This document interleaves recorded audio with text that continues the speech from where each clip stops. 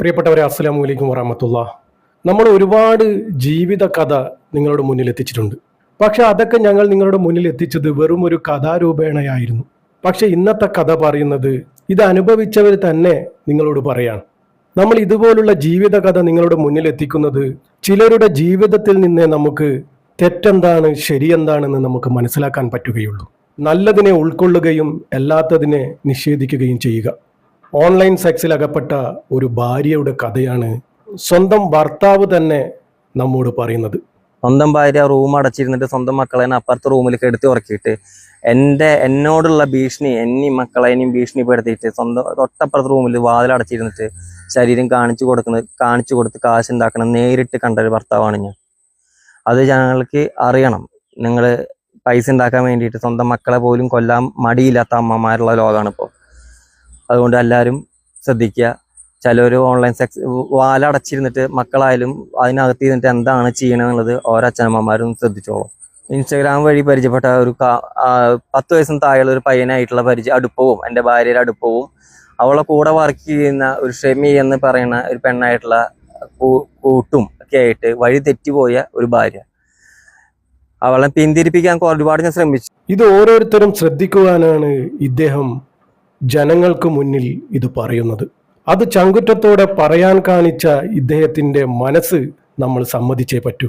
എനിക്കുണ്ടായ അവസ്ഥ മറ്റുള്ളവർക്ക് ഉണ്ടാകരുത്. അതാണ് ഇദ്ദേഹം അനുഭവിച്ചതിലൂടെ നമുക്ക് പറഞ്ഞു തരുന്നത്.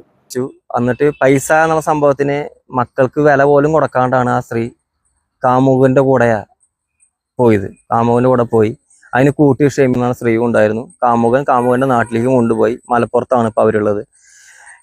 ഈ മലപ്പുറത്തേക്ക് ഈ കാമുകന്റെ വീട്ടിലേക്ക് കൊണ്ടുപോയിരുന്നില്ല. അവിടെ ഒരു വാടകയ്ക്ക് സ്ഥലം എടുത്തിട്ടാണ് ഈ പകല് തുണിക്കടയിൽ ജോലിക്ക് പോകും, വൈകുന്നേരം ഈ ഓൺലൈൻ സെക്സ്. ഒരുപാട് കാശൊക്കെ ഉണ്ടാക്കിയിട്ടുണ്ടാണ് എൻ്റെ അറിവുള്ളത്. കാരണം അവരുടെ കയ്യിൽ ഒരു 70,000-80,000 ഒരു മൊബൈൽ തന്നെ അവരുടെ കയ്യിൽ ഇപ്പൊ കാണുന്നുണ്ട്. അതിനുള്ള തെളിവ് എൻ്റെ കയ്യിലുണ്ട്. ഹോട്ടലിലെ റൂമൊക്കെ എടുത്തിട്ടുണ്ട്. എൻ്റെ ഫോട്ടോസും കാര്യങ്ങളൊക്കെ എൻ്റെ കയ്യിലുണ്ട്.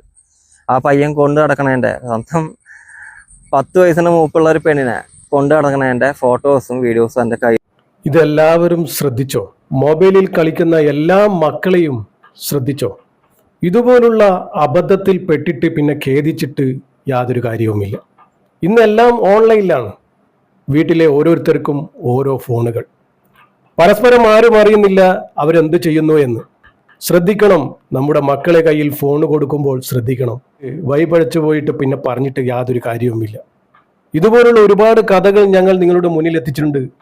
ഇൻസ്റ്റാഗ്രാമിലൂടെ പ്രണയിച്ച് ബാപ്പയുടെയും ഉമ്മയുടെയും നെഞ്ചത്തെ ചവിട്ടി കടന്നു കളഞ്ഞ പെൺമക്കളുടെയും ആൺമക്കളുടെയും കഥ നിങ്ങളുടെ മുന്നിൽ എത്തിച്ചിട്ടുണ്ട്. പക്ഷെ ഇതാദ്യമായിട്ടാണ് അനുഭവസ്ഥർ തന്നെ നിങ്ങളോട് കാര്യം പറയുന്നത്. ആ പയ്യൻ പലരോടും പറഞ്ഞിരിക്കുന്നത് അവന്റെ കാമുകിയാണെന്നും നഴ്സിങ്ങിന് പഠിക്കുന്ന ഒരു പെണ്ണാണെന്നും കൊണ്ടാണ്. പക്ഷെ ആൾക്ക് 2 കുഞ്ഞുങ്ങളുണ്ടെന്നുള്ളതൊന്നും അവന്റെ നാട്ടിൽ പറഞ്ഞിട്ടില്ല. പിന്നെ ഈ പയ്യൻ അവളെ കൊണ്ടുപോയിട്ടുള്ളത് ഗൾഫുകാരനാണ്. ഗൾഫിൽ ഒരുപാട് പൈസ എൻ്റെ പിടിച്ച് കെട്ടി കിടക്കുന്നുണ്ട്, അത് കിട്ടണം. പിന്നെ നമുക്ക് ഓൺലൈൻ ഇവള് പറഞ്ഞ അറിവ് എനിക്കുള്ളൂ, അവൻ പറഞ്ഞ് ഞാൻ കേട്ടിട്ടില്ല. ഞാൻ സെക്സ് വർക്ക്, എൻ്റെ ഓൺലൈൻ വർക്ക് അറിയുന്ന ഒരാളുടെ കൂടെയാണ്. ആൾക്ക് എല്ലാം അറിയാം. ആളുടെ അമ്മയും പെങ്ങളും ഇതുപോലെ സെക്സ് വർക്ക് ഉണ്ട്, പൈസ ഉണ്ടാക്കുന്നുണ്ട്. അപ്പോൾ ഞാൻ അത് വിശ്വസിച്ചില്ല. അപ്പോൾ അവൾ പറയണത് ഡെലിവറിക്ക് മുമ്പ്, പ്രസവത്തിന് മുമ്പായാലും നമ്മുടെ ശരീരം ഡോക്ടർമാർ കാണുന്നുണ്ടല്ലോ, അപ്പോൾ ഇത് കാണിച്ചു കൊടുത്തിട്ട് പൈസ ഉണ്ടാക്കിയോടെ, ജീവിതം ഒന്നേ ഉള്ളൂ, ആസ്വദിക്കാനുള്ളതാണെന്ന് പറഞ്ഞിട്ട് നമ്മുടെ ഈ കാലത്തിന്റെ പോക്ക് എങ്ങോട്ടാണെന്ന് മനസ്സിലാക്കാത്ത ഒരവസ്ഥ.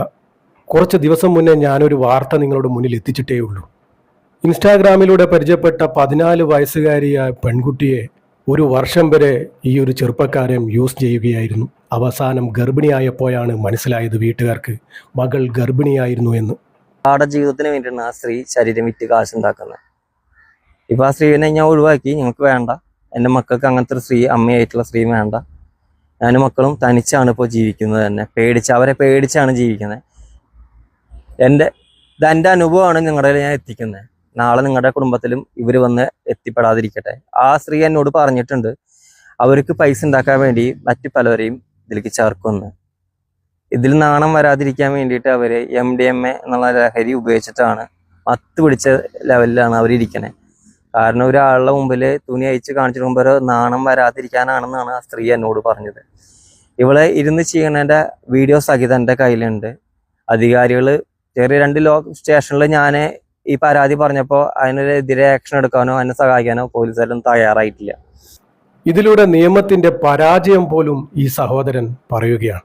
സ്വന്തം മക്കളെ ഉപേക്ഷിച്ചിട്ട് പോയിരിക്കുകയാണ് പണത്തിനും സുഖത്തിനും വേണ്ടി. ഇത് എവിടെ ചെന്ന് അവസാനിക്കുമെന്ന് എനിക്കും നിങ്ങൾക്കുമൊക്കെ അറിയാം. അവസാനം ഇവരുടെ കഥ തന്നെ നമ്മൾ നിങ്ങളോട് പറയേണ്ടി വരും.